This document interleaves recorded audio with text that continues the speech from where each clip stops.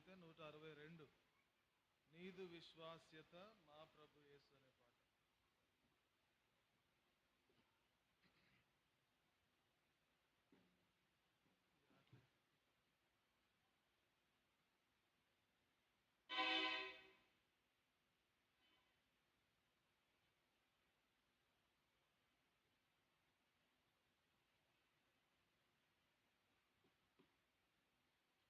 నీదు విశ్వాస్యత మా ప్రభు యేసు అంతరిక్షమునధిగమించెను. నీదు విశ్వాస్యత మా ప్రభు యేసు అంతరిక్షమునధిగమించెను. నిన్ను ప్రేమించి నీ ఆజ్ఞలను అనుసరించు మనుజావళికి నిన్ను ప్రేమించి నీ ఆజ్ఞలను అనుసరించు మనుజావళికి నిబంధనను స్థిరముగా చేసి నిబంధనను స్థిరముగా చేసి నిరతమునలరారెడు మా ప్రభువా నిరతమునలరారెడు మా ప్రభువా నీదు విశ్వాస్యత మా ప్రభు యేసు అంతరిక్షమునధిగమించెను. నీదు విశ్వాస్యత మా ప్రభు యేసు అంతరిక్షమునధిగమించెను. 1000 తరముల వరకు సరిగా విలసిల్లేటి వెలలేని మా 1000 తరముల వరకు సరిగా విలసిల్లేటి వెలలేని మా వింతల కృపామృదియగు దేవా వింతల కృపామృదియగు దేవా ఎంతయో నిన్ను స్తుతింతుము కోరి ఎంతయో నిన్ను స్తుతింతుము కోరి నీదు విశ్వాస్యత మా ప్రభు యేసు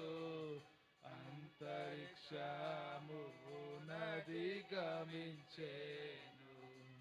నీదు విశ్వాస్యత మా ప్రభు యేసు అంతరిక్షమునధిగమించెను. నీ సత్య సందత్వ మహిమా నిరతము నిలయం సంస్తుతులకు నీ సత్య సందత్వ మహిమా నిరతము నిలయం సంస్తుతులకు మెరసెను నా మదిలో నా దేవా మెరసెను నా మదిలో నా దేవా మరువగలేమి మధుర ప్రేమ మరువగలేమి మధుర ప్రేమ నీదు విశ్వాస్యత మా ప్రభు యేసు అంతరిక్షమునధిగమించెను. నీదు విశ్వాస్యత మా ప్రభు యేసు అంతరిక్షమునధిగమించెను. ఎంతైనాను నమ్మదగిన వింతైనా నీ విశ్వాస్యత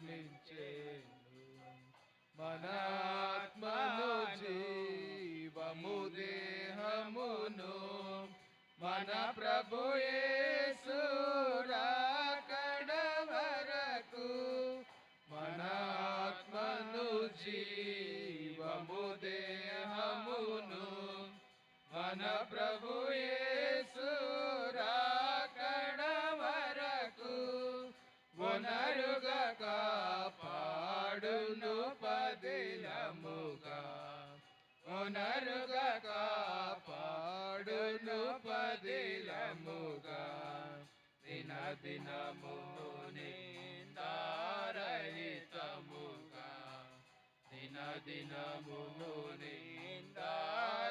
నిందారహితముగా నీదు విశ్వాస్యత మా ప్రభు యేసు అంతరిక్షము నది గమించేను నీదు విశ్వాస్యత మా ప్రభు యేసు అంతరిక్షము నది గమించేను తండ్రి కుమార శుద్ధాత్మకును తరతరములకు మహిమా ఘనత తండ్రి కుమార శుద్ధాత్మకును తరతరములకు మహిమా ఘనత పరిపూర్ణముగా ప్రబలునుగాక పరిపూర్ణముగా ప్రబలునుగాక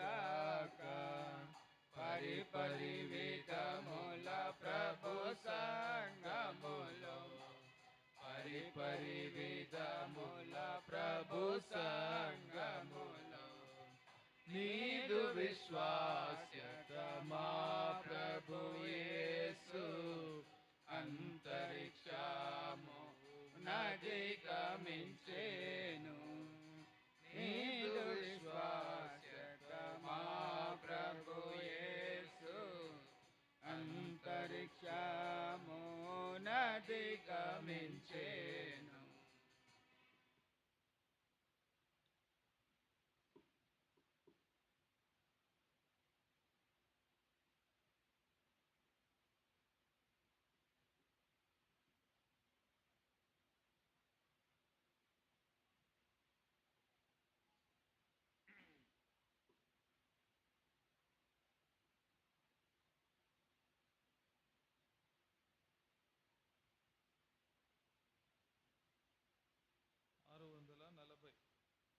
పాత పుస్తకంలో అయితే 627 640 627.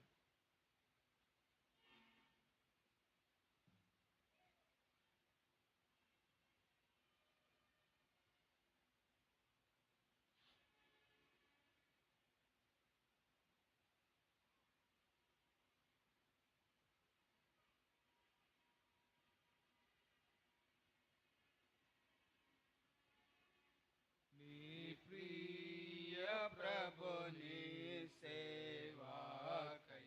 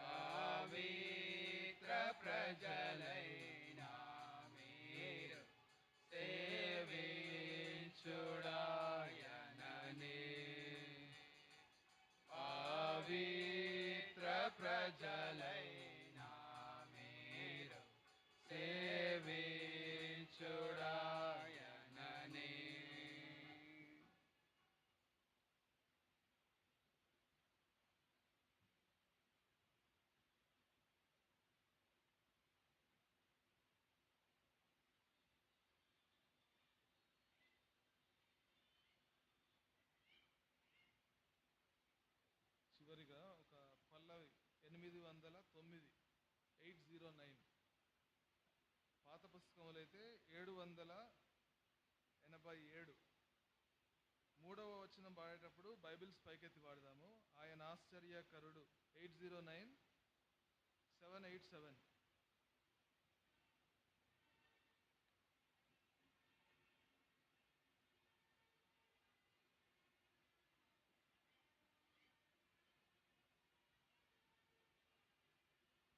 ఎనిమిది 787 మూడు వచనాలు ఉన్నాయి. మూడవది పాడేటప్పుడు బైబిల్స్ పైకెత్తి పాడదాం.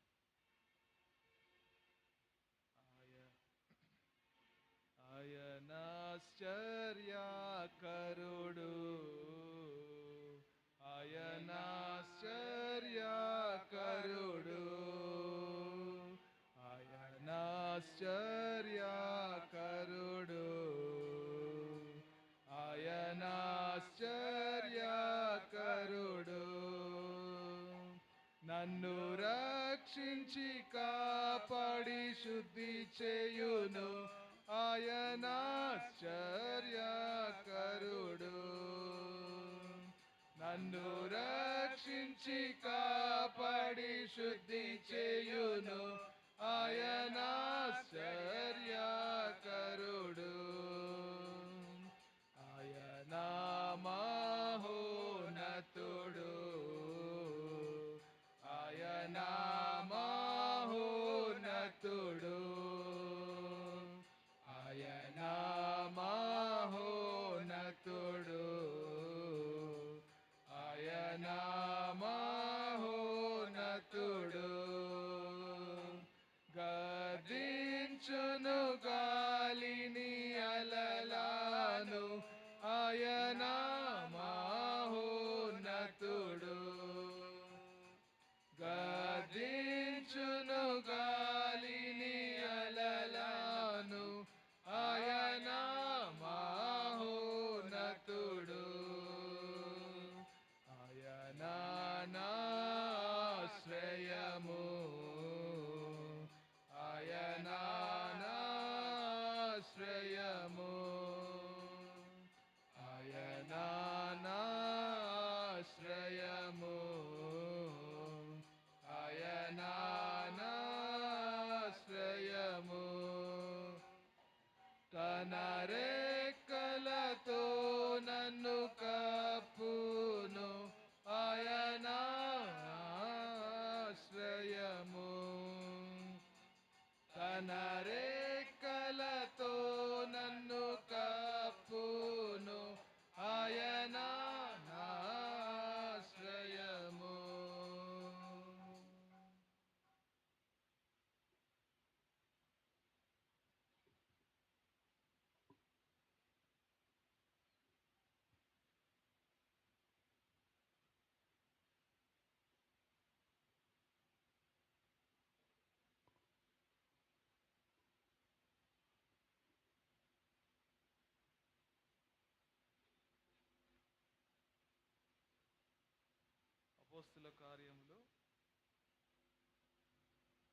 అపోస్తుల కార్యములు 13వ అధ్యాయం.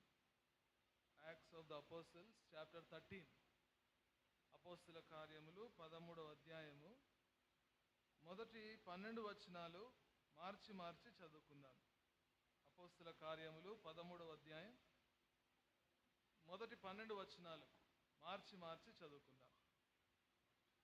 అంతియొకయలోనున్న సంఘములో బర్నబా, నిగేరనబడిన సిమయోను, కురేనీయుడైన లూకియా, చతుర్థాధిపతి అయిన హేరోదుతో కూడా పెంచబడిన మనయేను, సౌలు అను ప్రవక్తలను బోధకులను ఉండిరి.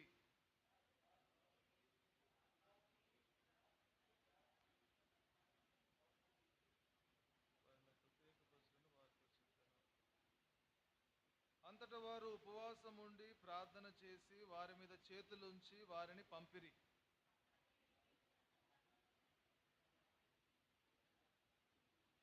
ఓడ ఎక్కి కుప్రకు వెళ్ళిరి. వారు సలమీలో ఉండగా యూదుల సమాజ మందిరములలో దేవుని వాక్యము ప్రచురించుచుండిరి. యోహాను వారికి ఉపచారము చేయువాడై ఉండెను. ఆ ద్వీపమందంతటా సంచరించి పాపు అను ఊరికి వచ్చినప్పుడు గారడీవాడును అభక్త ప్రవక్తైన బర్యేసు అను ఒక యూదుని చూచిరి. ఇతడు వివేకము గలవాడైన సెర్గి పౌలు అను అధిపతి యొద్ద నుండెను. అతడు బర్నబాను సౌలును పిలిపించి దేవుని వాక్యము వినగోరెను. ఎలుమ అధిపతిని విశ్వాసము నుండి తొలగింపవలనని యత్నము చేసి వారిని ఎదిరించెను. ఎలుమ అను పేరునకు గారడేవాడని అర్థం. అందుకు పౌలు అనబడిన సౌలు పరిశుద్ధాత్మతో నిండిన వాడై చూచి, సమస్త కపటముతోనూ సమస్త దుర్మార్గముతోనూ నిండినవాడా, అపవాది కుమారుడా, సమస్త నీతికి విరోధి, నీవు ప్రభువు యొక్క తిన్నని మార్గములు చెడ్డగొట్టుకుని మానవా, ఇదిగో ప్రభు తన చెయ్యి నీ మీద ఎత్తి ఉన్నాడు. నీవు కొంతకాలము గ్రుడ్డివాడవై సూర్యుని చూడకుందువని చెప్పెను. వెంటనే మబ్బును చీకటియు అతని కమ్మెను గనుక అతడు తిరుగుచు ఎవరైనా చెయ్యి పట్టుకుని నడిపింతురా అని వెతుకుచుండెను.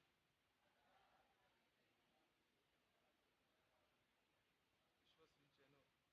ప్రభు సహాయం కోసం ప్రార్థన చేసుకుందాం. మోకరించండి.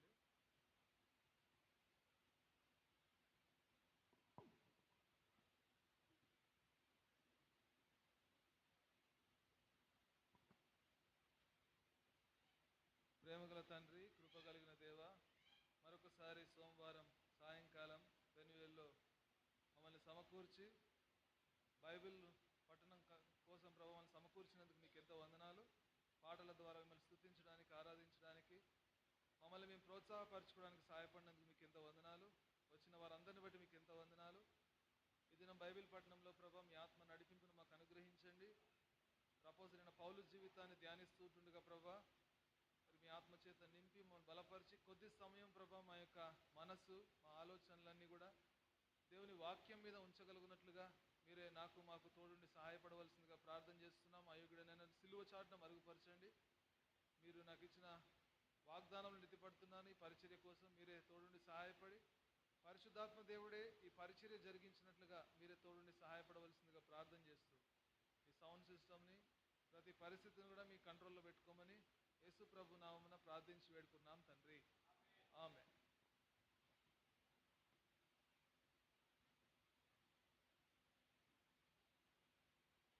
చూడండి, అపోస్తుల కార్యములు 12వ అధ్యాయం. అపోస్తుల కార్యములు 12వ అధ్యాయము 25వ వచనం చదువుతున్నాను. చూడండి, 25వ వచనం. బర్నబాయు సౌలును తమ పరిచర్య నెరవేర్చిన తరువాత మార్కు అను మారు పేరు గల యోహానును వెంటబెట్టుకొని యెరూషలేము నుండి తిరిగి వచ్చిరి. ఎక్కడికి వచ్చారు? యెరూషలేము నుండి తిరిగి వచ్చారు. ఎక్కడికి తిరిగి వచ్చారు? అంతియొకయకు. తార్సులో సౌలు ఉన్నాడు. దాదాపు ఒక 10 సంవత్సరాలు ఉన్నాడు. యెరూషలేము నుంచి వెళ్ళిపోయి అక్కడ తలదాచుకున్నాడు. అయితే అక్కడ కూడా బహుశా సువార్త ప్రకటించుంటాడు. అయితే బర్నబా ఏం చేశాడు? అంతియొకయలో ఒక సంఘం ఉంది అని చెప్పేసి బర్నబా ఆ సంఘంను చూడడానికి, అంటే వారిని ప్రోత్సహించడానికి వెళ్ళాడు. వెళ్ళి అక్కడి నుంచి ఎక్కడికి వెళ్ళాడు బర్నబా? ఎక్కడికి వెళ్ళాడు? అంతియొకయకు వెళ్ళాడు, తార్సుకు వెళ్ళాడు. యెరూషలేము నుంచి అంతియొకయకు వెళ్ళాడు సంఘమును చూడడానికి. అక్కడి నుంచి తార్సుకు వెళ్ళాడు. తార్సుకు వెళ్ళి సౌలును తీసుకొచ్చాడు. ఎక్కడికి? అంతియొకయకు తీసుకొచ్చాడు. అక్కడ వారు 1 సంవత్సరం పాటు, చూడండి అక్కడే మనము అపోస్తుల కార్యములు 11వ అధ్యాయం, అపోస్తుల కార్యములు 11వ అధ్యాయము 29, 30 చదువుతున్నాను. 26 చదువుతున్నా. 26 సరే, 25 నుంచి చదువుతాను. అంతటా అతడు సౌలును వెదకుటకు తార్సునకు వెళ్ళి అతనిని కనుగొని అంతియొకయకు తోడుకొని వచ్చెను. వారు కలిసి 1 సంవత్సరం అంతయు సంఘములో ఉండి బహు జనములకు వాక్యము బోధించిరి. మొట్టమొదట అంతియొకయలో శిష్యులు క్రైస్తవులు అనబడిరి. కాబట్టి బర్నబా ఏం చేశాడంటే, తన పేరుకు తగినట్టున్నాడు బర్నబా. బర్నబా అంటే ఆదరణ పుత్రుడు అని అర్థం. ఆదరణ పుత్రుడు, ఆదరించేవాడు అనమాట. ఆయన పరిచర్య ఏంటి? ఎవరైతే దేవుడి నుంచి దూరం అయిపోయారో, పరిచర్య నుంచి దూరం అయిపోయారో, అపోస్తలుడైన పౌలు ఎంతో బలముగా బోధిస్తుంటే వారు చంపాలనుకున్నారు హెల్లేనీయులు. కాబట్టి అక్కడి నుంచి శిష్యులు ఎక్కడికి పంపించారు? వెళ్ళిపోమన్నారు. వెళ్ళిపోమంటే ఎక్కడికి పోయాడు? తార్సుకు వెళ్ళిపోయాడు, అంటే తన స్వస్థలమైన తార్సుకు వెళ్ళిపోయాడు. ఇప్పుడు బర్నబా మర్చిపోలేదు. అప్పటికి దాదాపు 10 సంవత్సరాలు అయిపోయిందనమాట. బైబిల్లో లేదు కానీ చరిత్ర చూస్తే దాదాపు 10 ఇయర్స్ అయిపోయింది. కానీ బర్నబా మర్చిపోయాడా సౌలును? మర్చిపోలేదు. వెళ్ళి తార్సు నుంచి తీసుకొచ్చాడు. చూడండి మనం మ్యాప్లో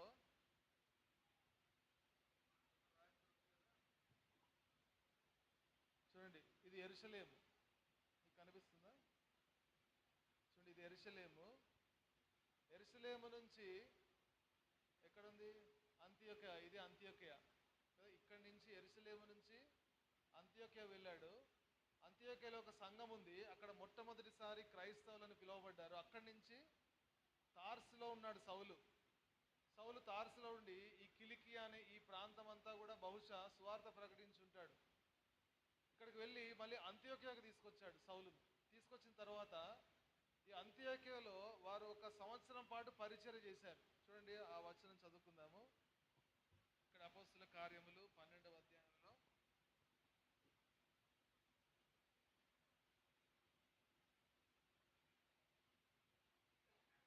చూడండి, అపోస్తుల కార్యములు 12వ అధ్యాయము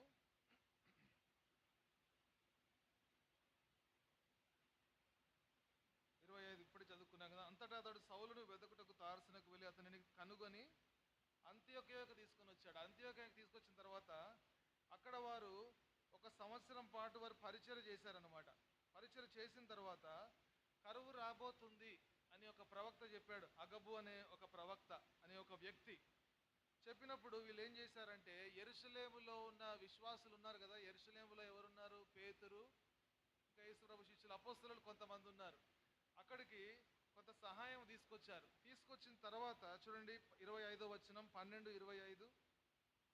బర్నబాయు సౌలును తమ పరిచర్య నెరవేర్చిన తర్వాత మార్కు అను మారు పేరు గల యోహానును వెంటబెట్టుకొని యెరూషలేము నుండి తిరిగి వచ్చిరి. అంటే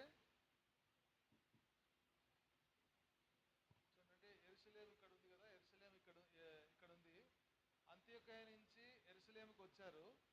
యెరూషలేముకి వచ్చిన తర్వాత మరలా యెరూషలేము నుంచి మళ్ళా అంత్యోకియాకు వెళ్ళిపోయారు.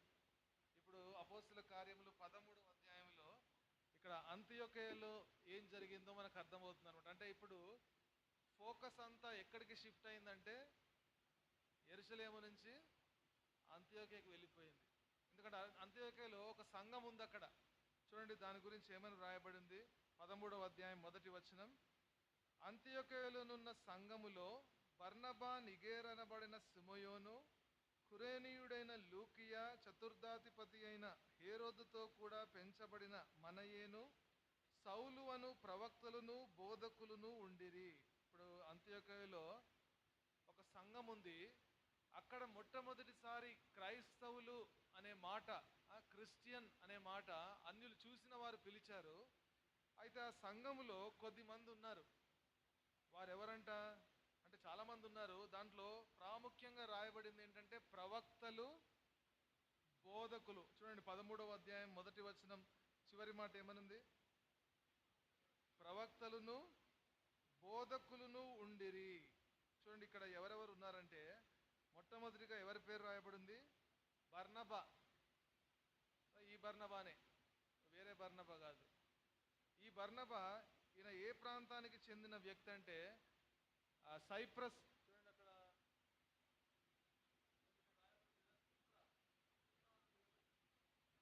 బర్నబా కూప్రా అనే ఆ ప్రదేశానికి చెందినవాడు. సౌలే ప్రదేశానికి చెందినవాడు, తార్సు ప్రదేశానికి చెందినవాడు. తర్వాత ఇంకెవరి పేరుంది? బర్నబా, నిగేర్ అనబడిన సుమయోను, నిగేర్ అనబడిన సిమియోన్ అనే వ్యక్తి ఉన్నాడు. సిమియోన్, నిగేర్ అనబడిన అంటే నల్లనివాడు అన్నమాట. అంటే బహుశా ఇతను ఏ ప్రాంతానికి చెందినవాడు అయి ఉంటాడంటే ఆఫ్రికా ప్రాంతానికి చెందినవాడు అయి ఉంటాడు. నిగేర్ అనబడిన సిమియోన్ అంటే హీస్ ఫ్రమ్ ఆఫ్రికా, బ్లాక్ అన్నమాట. తర్వాత ఇంకెవరు ఉన్నారు? కురేనీయుడైన లూకియా, లూకియా అనే వ్యక్తి ఉన్నాడు ఇక్కడ. ఇతడు ఉత్తర ఆఫ్రికా ఖండానికి చెందినవాడు. ఇతను అంటే ఇతను కూడా వేరే ప్రాంతానికి చెందినవాడే. తర్వాత ఇంకెవరి పేరు ఉంది? చతుర్థాధిపతి అయిన హేరోదుతో కూడా పెంచబడిన మనయేను. మనయేను అని ఒక వ్యక్తి ఉన్నాడు. అతను చతుర్థాధిపతి అయిన హేరోదుతో పెంచబడ్డాడు. ఈ హేరోదులు చాలా మంది ఉన్నారు కదా బైబిల్లో. అయితే ఈ చతుర్థాధిపతి అయిన హేరోదు ఏం చేశాడు? ఎవరిని చంపించాడు? ఆ, యోహాను కదా, శిరచ్ఛేదనం చేపించాడు. ఆయనతో కూడా పెరిగాడంట ఈయన కదా, ఆయనతో కూడా పెరిగాడు. ఎవరు ఈయన పేరేంటి? మనయేను.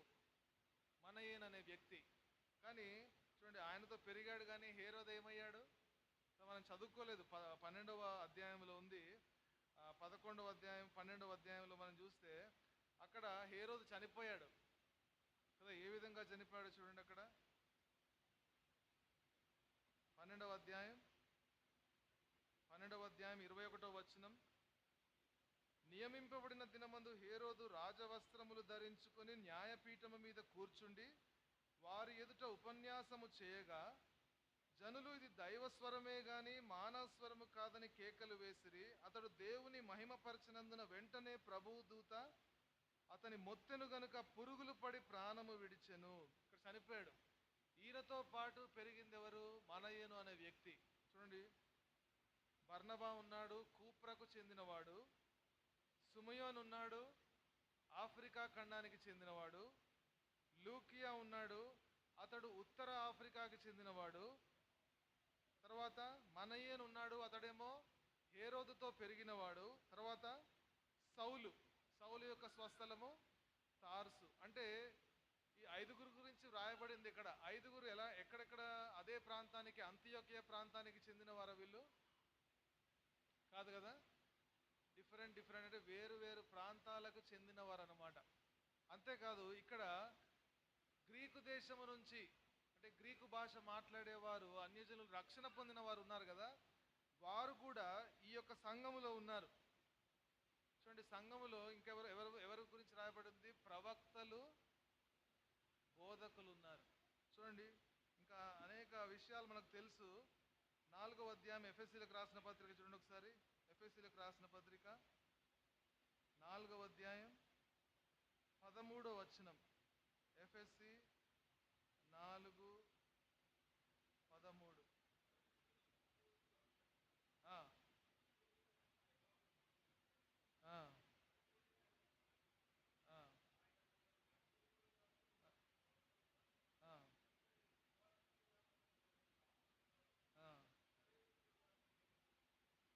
కదా, సంఘంలో ఎవరున్నారంట?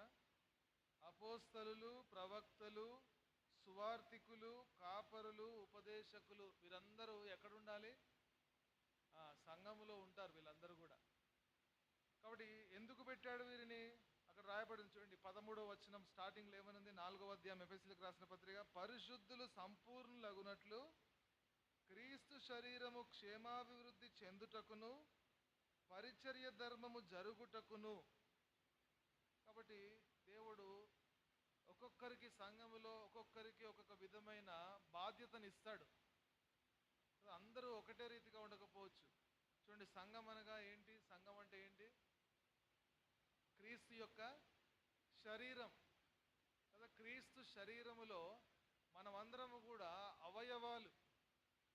క్రీస్తు శరీరములో మనమందరం కూడా ఆర్గన్స్, అవయవాలు. అంటే మన చూడండి, బయటికి కనబడే అవయవాలు కొన్ని ఉన్నాయి కదా, చేతులు, కళ్ళు, ముక్కు, నోరు కొన్ని ఉన్నాయి. అయితే లోపల కూడా కొన్ని కనబడని అవయవాలు ఉన్నాయి. అవైతే 24 hours పనిచేస్తాయి, లోపల ఉండే అవయవాలు కదా. బయటికి ఉండే కనబడే అవయవాలు అయినా సరే, అవయవాలు అయితే వాటికి రెస్ట్ ఉంటుంది కొంతసేపు. కాళ్ళకు రెస్ట్, చేతులకు రెస్ట్, కంటికి రెస్ట్, కొన్నిటికి రెస్ట్ ఇస్తాం. అయితే శరీరం లోపలుండే అవయవాలకు రెస్ట్ ఉందా?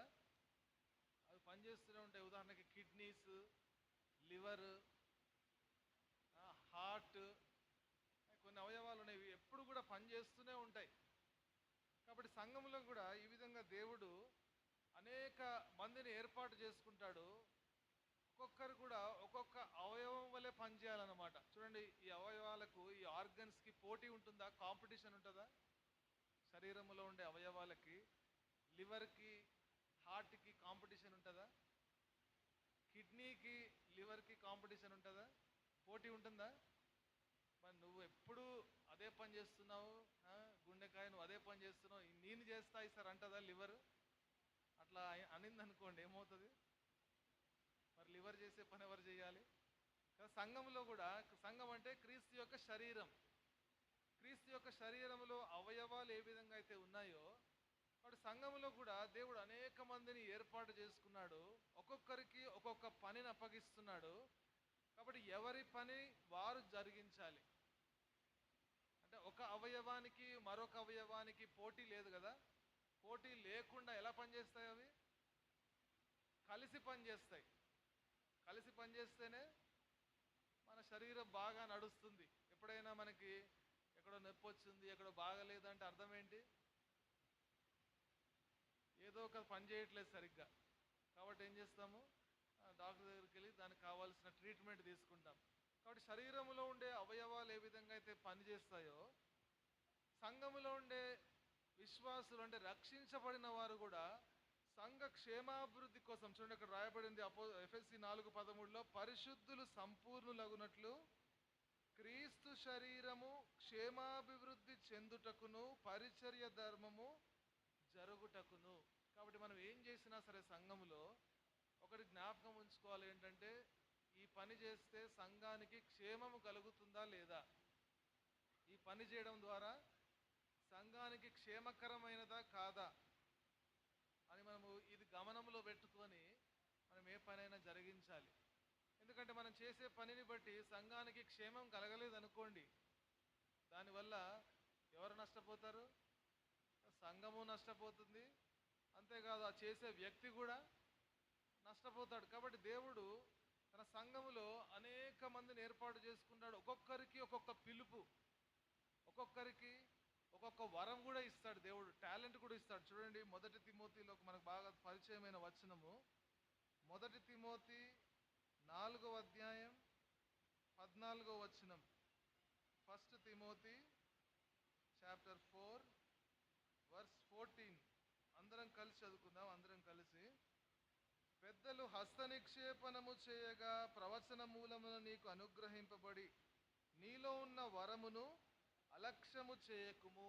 హస్త నిక్షేపణ ఎప్పుడు చేస్తాం? మన సహవాసంలో బాప్తిజం తీసుకున్న రోజు పెద్దలు ఏం చేస్తారు? ఆ బాప్తిజం తీసుకున్న వ్యక్తి మీద చేతులుంచి ప్రార్థన చేస్తారు. నిజానికి చూస్తే సంఘమంతా చేతులుంచి ప్రార్థన చేయాలి. నిజంగా చెప్పాలంటే సంఘమంతా చేతులుంచి ప్రార్థన చేస్తే ఇంకా వ్యక్తి ఏమవ్వాలి?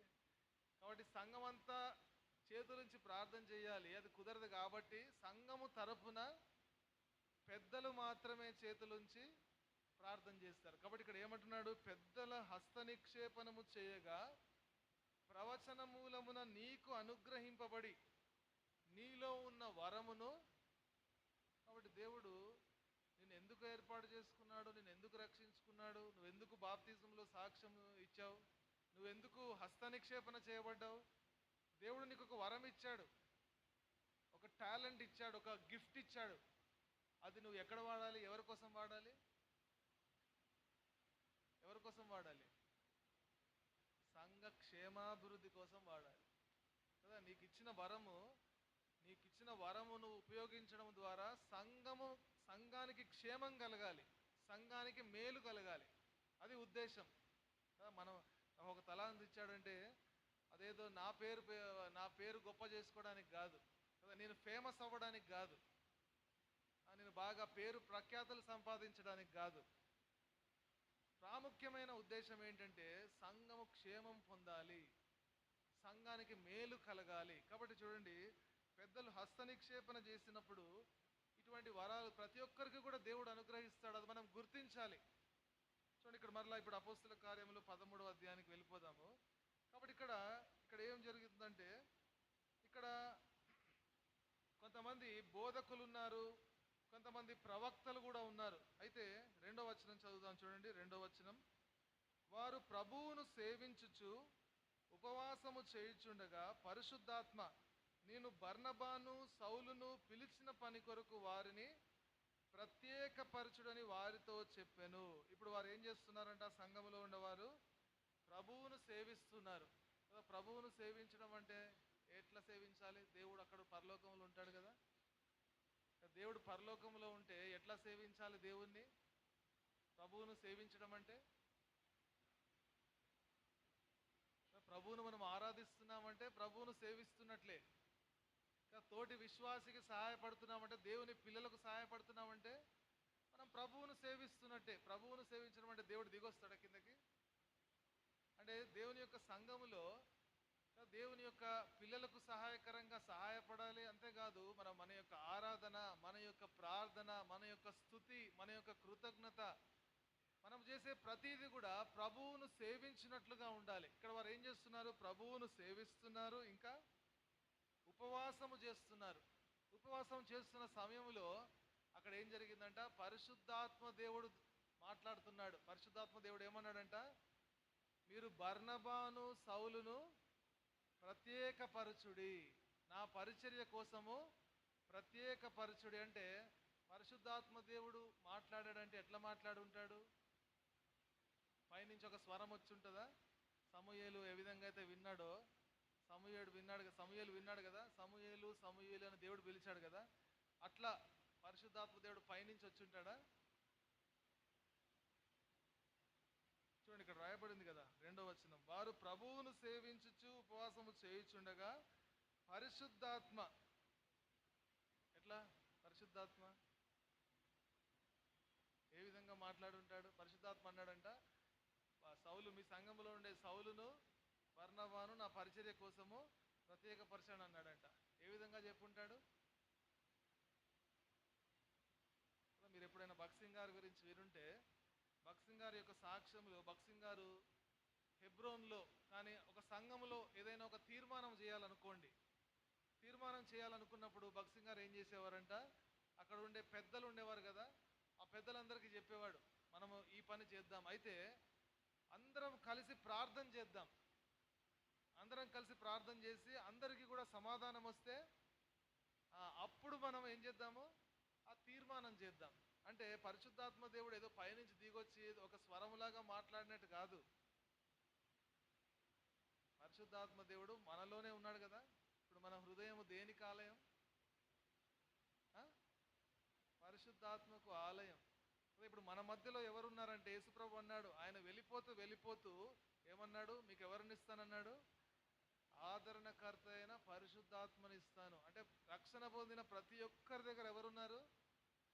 పరిశుద్ధాత్మ దేవుడు ఉన్నాడు. కాబట్టి పరిశుద్ధాత్మ వారితో మాట్లాడాడంటే అర్థం ఏంటంటే, అక్కడ ఉండే బోధకుల ద్వారా, అక్కడ ఉండే ప్రవక్తల ద్వారానే మాట్లాడాడు కదా. సంఘములో ఎవరైతే సంఘములో సేవకుడు కానీ, పెద్దలు కానీ, బాధ్యత కలిగిన వారు కానీ ఎవరైతే ఉంటారో వారి ద్వారానే మాట్లాడతాడు దేవుడు. అంతే, మరలా ప్రత్యేకంగా నాకు పరిశుద్ధాత్మ దేవుడు పైనుంచి స్వరం రావాలి అని అనుకోకూడదు కదా. వర్తమానికుడి ద్వారా మాట్లాడతాడు కదా, బాధ్యత కలిగిన వారి ద్వారా, సంఘ పెద్దల ద్వారా, సంఘ సేవకుడు ద్వారా దేవుడు మాట్లాడతాడు. ఇక్కడ పరిశుద్ధాత్మ దేవుడు ఏం చెప్తున్నాడంటే, బర్నబాను సౌలును పిలిచిన పని కొరకు, నా పని కొరకు అనలేదు. అక్కడ ఏమనుంది? పిలిచిన పని. ఇందాకే చెప్పాను కదా, మన బాడీలో, మన శరీరంలో ఒక్కొక్క అవయవానికి ఒక్కొక్క పని ఉంది. అలాగే క్రీస్తు అనే శరీరమైన సంఘములో కూడా ఒక్కొక్క వ్యక్తికి ఏముంది? ఒక్కొక్క పని ఉంది. అది మనం గుర్తించాలి. చూడండి, బైబిల్లో మనం కొద్దిమందిని మన జీవితాలు మనం చూస్తే, ఇర్మియా గ్రంథము 1వ అధ్యాయం చూడండి. ఇర్మియా గ్రంథము 1వ అధ్యాయం 5వ వచనం చదవండి ఎవరైనా.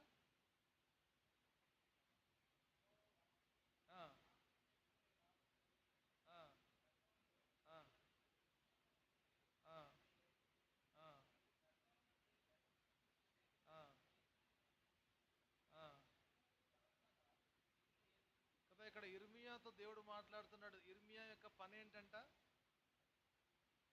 ఎందుకు ఏర్పాటు చేసుకున్నాడంట? నీవు నాకు సేవకుడుగా ఉండాలి అన్నాడా? చూడండి, అక్కడ మనం చదువుకున్న వచనమే ఏమనుంది? జనములకు ప్రవక్తగా నియమిస్తున్నా నిన్ను. నీ పని ఏంటంటే ప్రవక్త, ప్రాఫెట్ పని చేయాలి నువ్వు కదా. ప్రవక్త యొక్క పని ఏంటి? ప్రవక్త ఏం పని చేస్తాడు? దేవుని యొద్ద నుంచి వర్తమానం తీసుకొస్తాడు, అది ప్రజలకు ఇస్తాడు, ప్రజలకు చెప్తాడు. దేవుడు కొంతమందిని ఏర్పాటు చేసుకున్నాడు పాత నిబంధనలో, ప్రవక్తలను, యాజకులను, రాజులను, న్యాయాధిపతులను, నాయకులను, ఇట్లా కొంతమందిని పెట్టుకున్నాడు దేవుడు. ఆదామవలు పాపము చేయక మునుపేమో డైరెక్ట్గా మాట్లాడేవాడు దేవుడు. ఎప్పుడైతే ఆదామవలు పాపము చేశారో దేవునికి మానవుడికి ఏమైంది? కమ్యూనికేషన్ పోయింది, తెగిపోయింది. కాబట్టి దేవుడు ఏం చేశాడు? కొంతమందిని ఏర్పాటు చేసుకున్నాడు, ప్రవక్తలను, యాజకులను, రాజులను, న్యాయాధిపతులను, నాయకులను, ఈ విధంగా కొంతమంది ఏర్పాటు చేసుకున్నాడు. ప్రవక్త యొక్క పని ఏంటంటే దేవుని యొద్ద నుంచి వర్తమానం తీసుకొచ్చి ప్రజలకు చెప్పాలి. ఇప్పుడు యాజకుడి పని ఏంటి? యాజకుడి పని ఏంటి?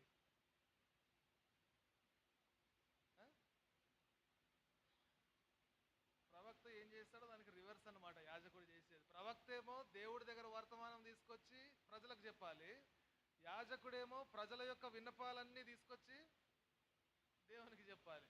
ఇది గుర్తుపెట్టుకోండి సింపుల్గా.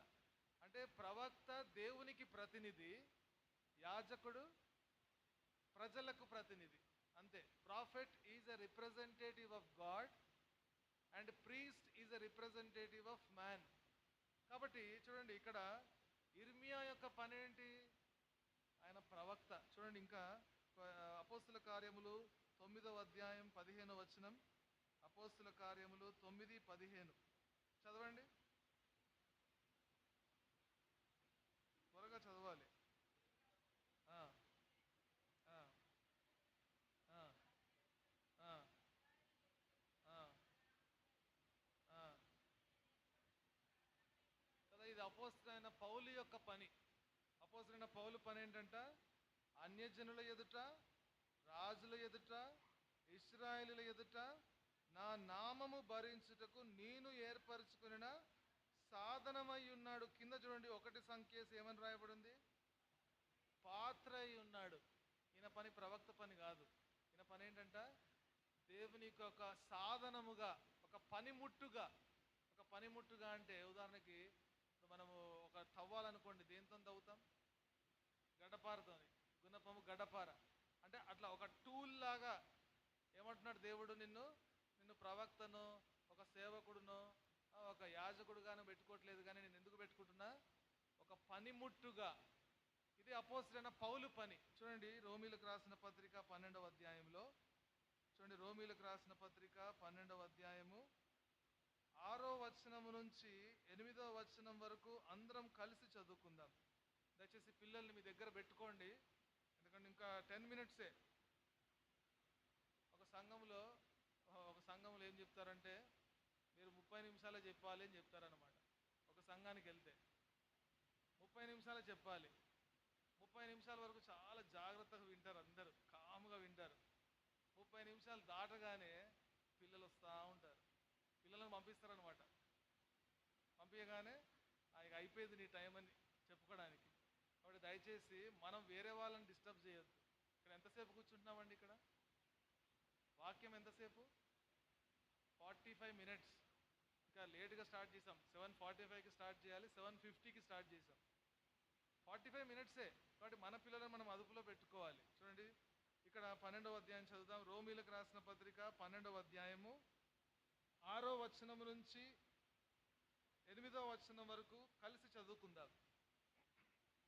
మనకు అనుగ్రహింపబడిన కృప చొప్పున వేవేరు కృపావరములు కలిగిన వారమై ఉన్నాము గనక, ప్రవచన వరమైతే విశ్వాస పరిమాణము చొప్పున ప్రవచింతము, పరిచర్య అయితే పరిచర్యలోను, బోధించువాడైతే బోధించుటలోను, హెచ్చరించువాడైతే హెచ్చరించుటలోను పని కలిగియుందుము.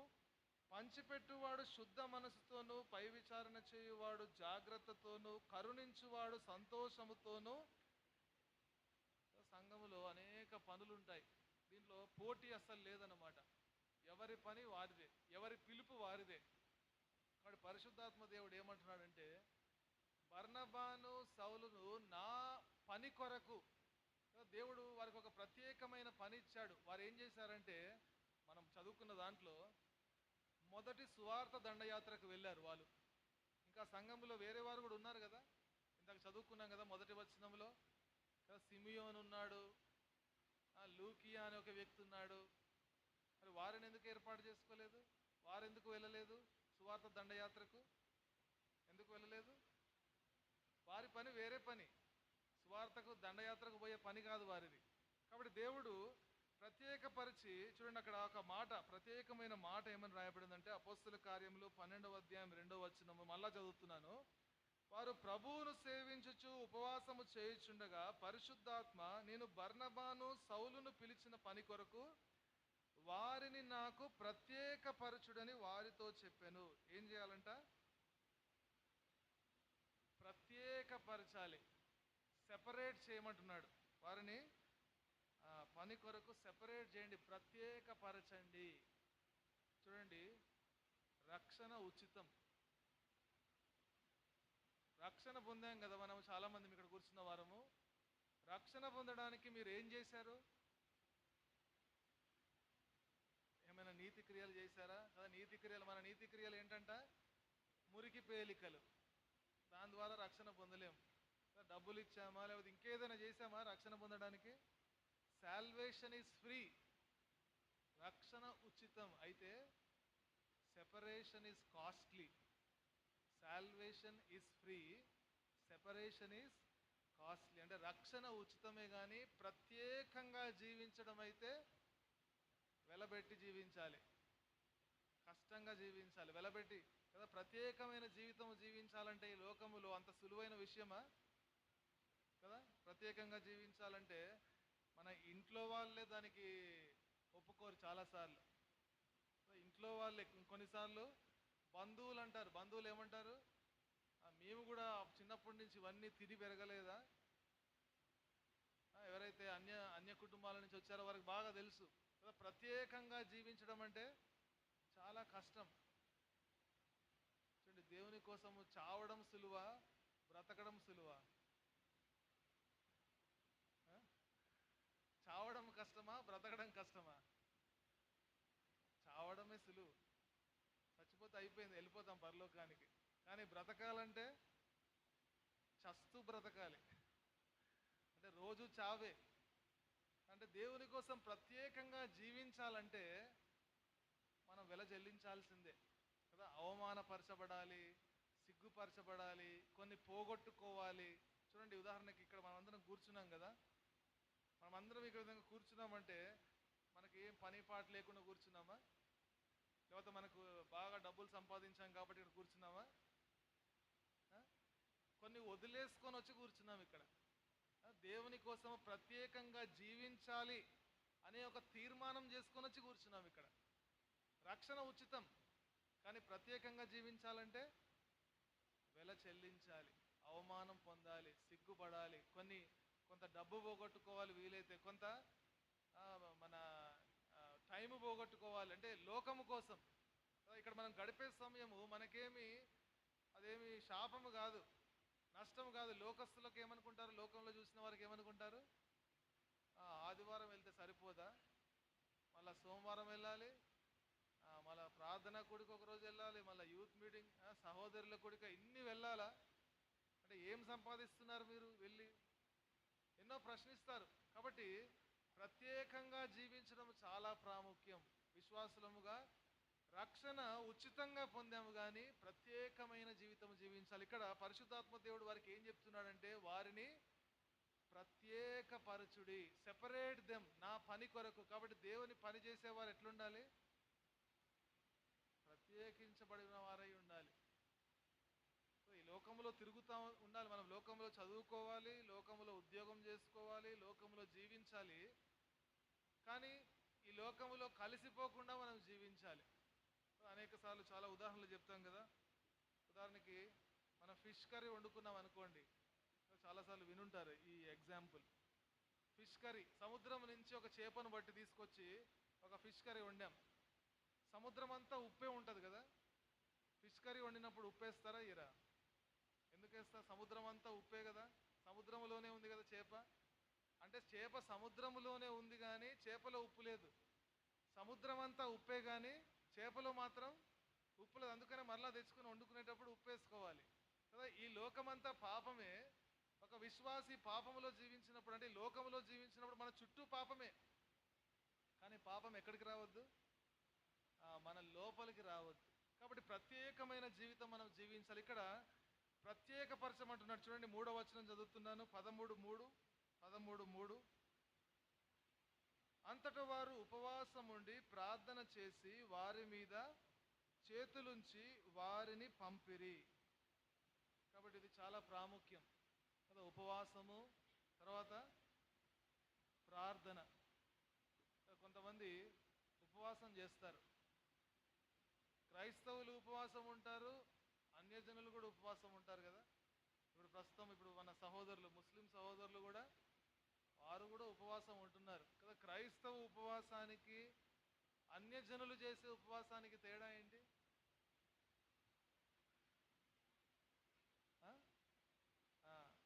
పుట్టి ఉపవాసం బైబిల్లో లేదు. ఉపవాసము ప్లస్ ప్రార్థన.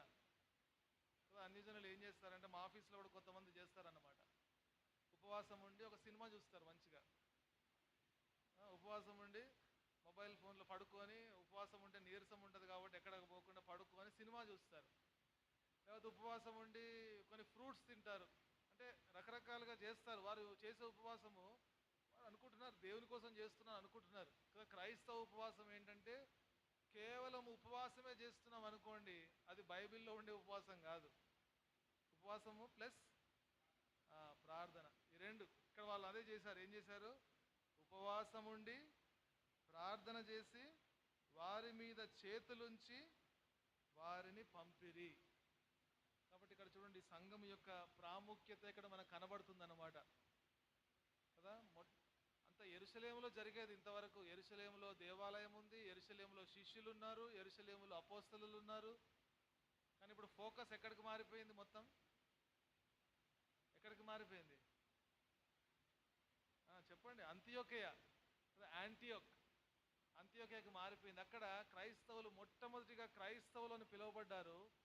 అక్కడ ఒక సంఘం ఏర్పడింది. ఆ సంఘములో అనేక దేశాల నుంచి, వేరు వేరు ఖండాల నుంచి వచ్చిన వాళ్ళు ఆ సంఘములో ఉన్నారు. ఆ సంఘములో ప్రవక్తలు ఉన్నారు, తర్వాత బోధకులు ఉన్నారు. ఇంకోటి చెప్పడం మర్చిపోయాను. ఈ దినాలలో ప్రవక్తలు ఉన్నారా? ఎప్పుడన్నా మీరు యూట్యూబ్లో ఈ క్రిస్టియన్ టీవీ ఛానల్స్ చూసారనుకోండి, దాంట్లో కొంతమంది పెట్టుకుంటారు ఇట్లా పేర్లు. ఏమని?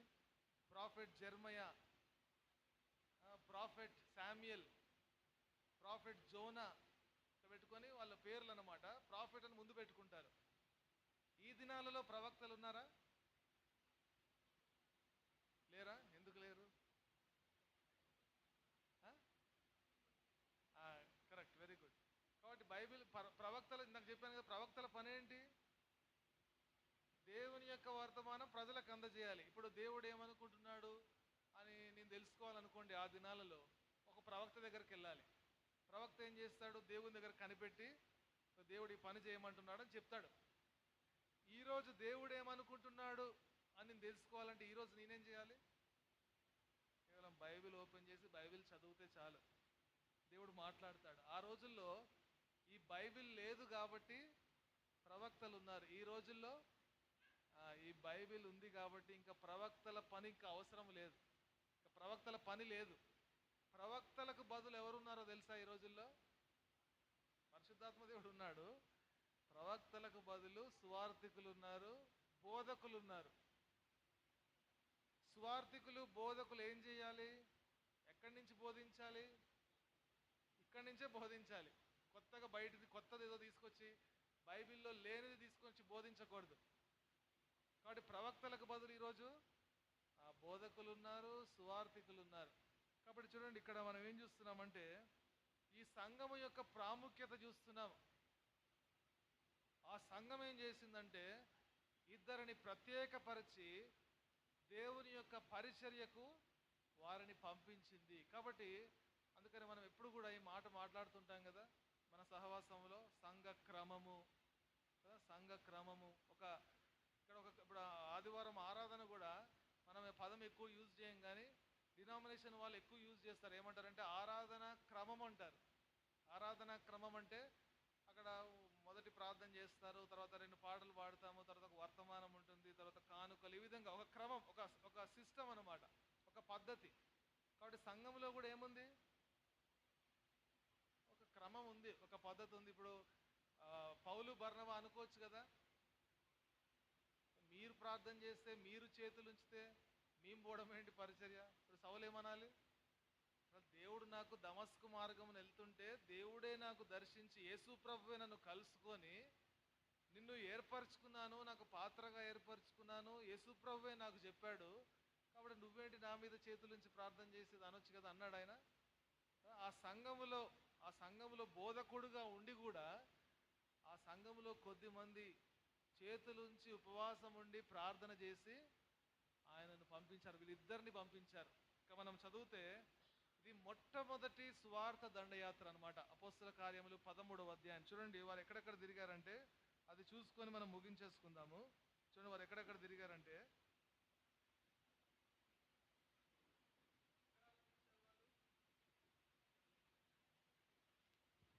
ఎక్కడ ఆరంభించారు వాళ్ళు? ఇదేంటిది?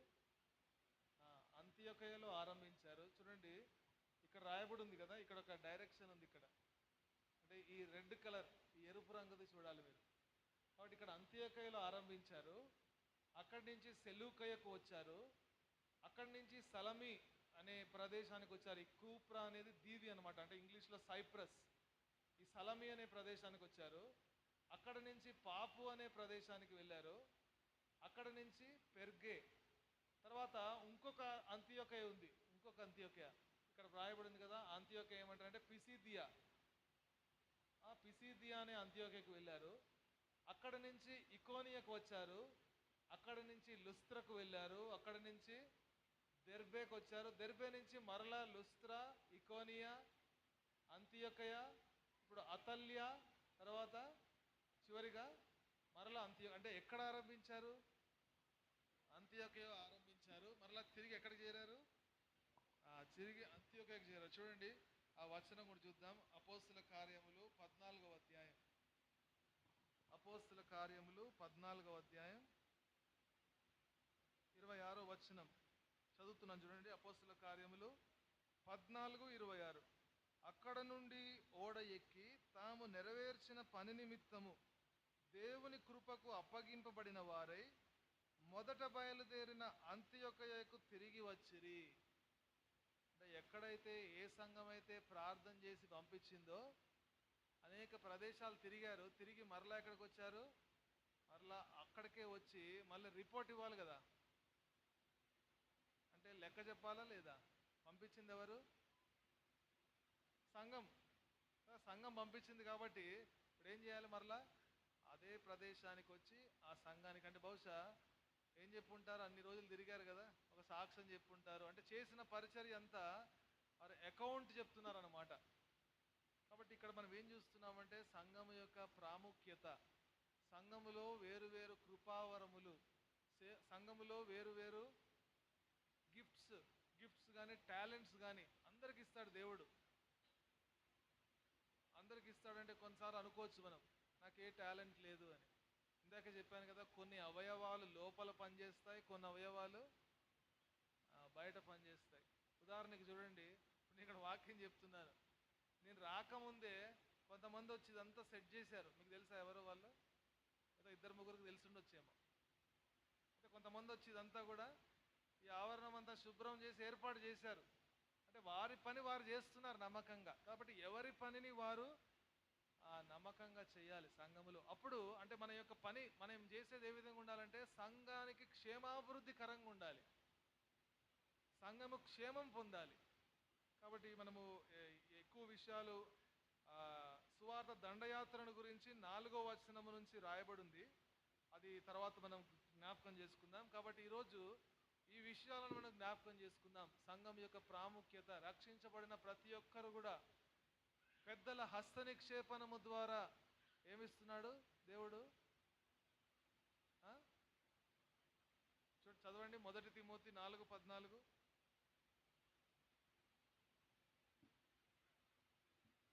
చదవండి 1 తిమోతి 4:14.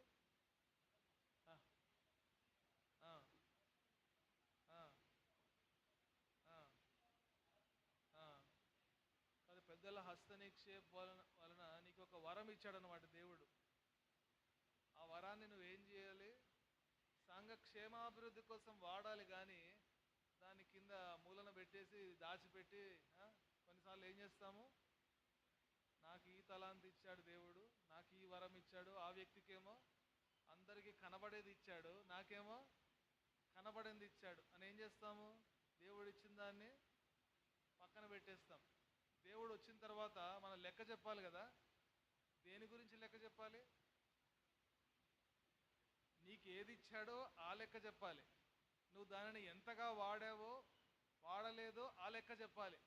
ప్రభువా, ఆ వ్యక్తికేమో అది ఇచ్చావు, నాకేమో ఇది ఇచ్చావు అంటే దేవుడు అంటాడు, ఆ వ్యక్తిని ఆయన లెక్క ఆయనని అడుగుతాడు, నీ లెక్క నువ్వు చెప్పాలి. కాబట్టి సంఘ క్షేమాభివృద్ధి కొరకు మనం పని చేయనట్లుగా దేవుడు మనకి సహాయం చేయనుగాక. దయచేసి మోకరించండి. ఒక 2 నిమిషాలు వాక్యపు వెలుగులో మన జీవితాలను ప్రభువుకు అప్పగించుకుందాం. మన జీవితాలను ఒకసారి చూసుకుందాం. మనము చేసే పనులు, రక్షించబడ్డాం, బాప్తిజంలో సాక్ష్యం ఇచ్చాం, హస్తనిక్షేపణ చేశారు పెద్దలు.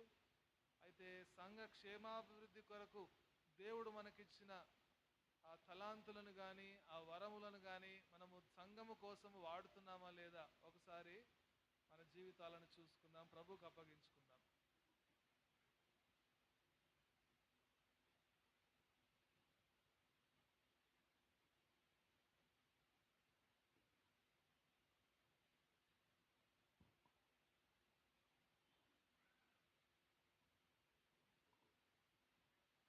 ప్రార్థన చేసుకుందాం.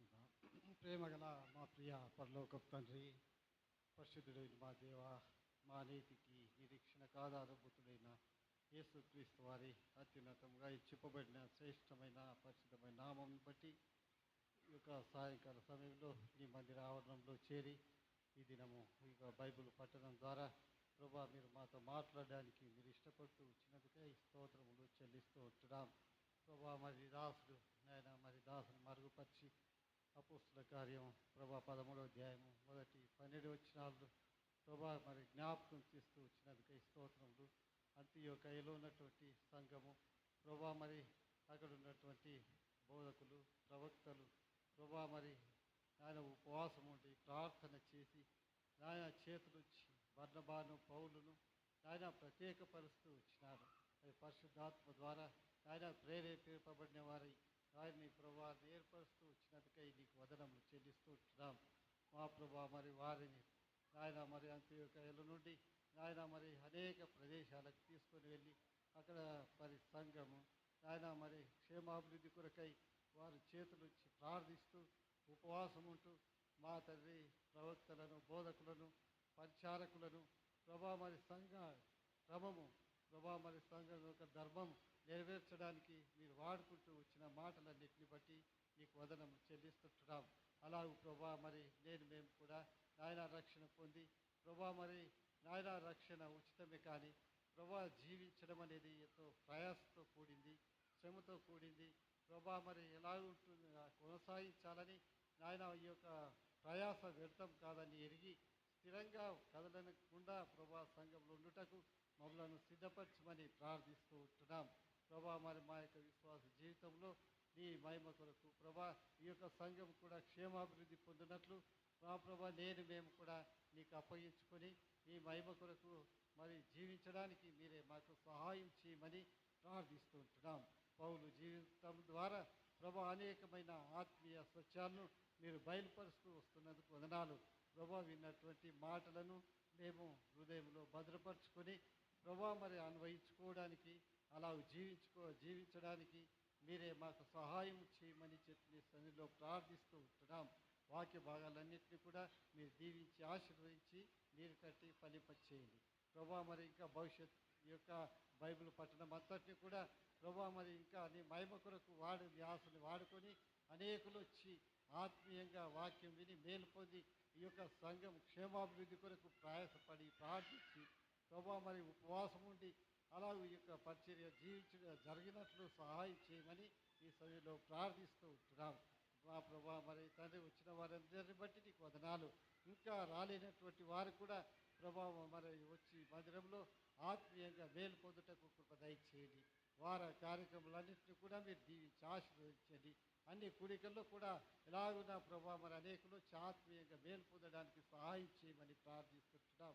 పెళ్ళి పరిచర్య అంతటిని కూడా దీవించి ఆశీర్వదించి మీ నామాన్ని మీరు మైపరచుకోమని వందనములు చెల్లిస్తూ మా ప్రభావ మరొకసారి దాసులు అబద్ధించడం బట్టి వదనాలు అన్న పరిచర్య దీవించి ఆశీర్వదించండి. కుటుంబాన్ని జ్ఞాపకం చేసుకోండి. ఇంకా భవిష్యత్తులో పరిచర్య ఎంతో బలంగా జరిగించడానికి మీరే సహాయం చేసి మై పొందుమని వచ్చిన మమ్మల్ని అందరినీ కూడా మీ దయగల స్థాలకు అప్పగించుకోవచ్చు. వదనాలు చెల్లిస్తూ యేసు ప్రభు నామంలో స్తుతించి ప్రార్థించి అడిగి వేడుచుంటున్నాము తండ్రి. ఆమేన్.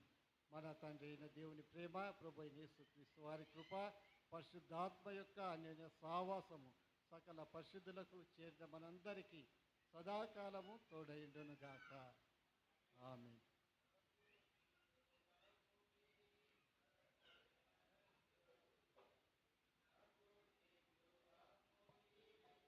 ధరయందున్నది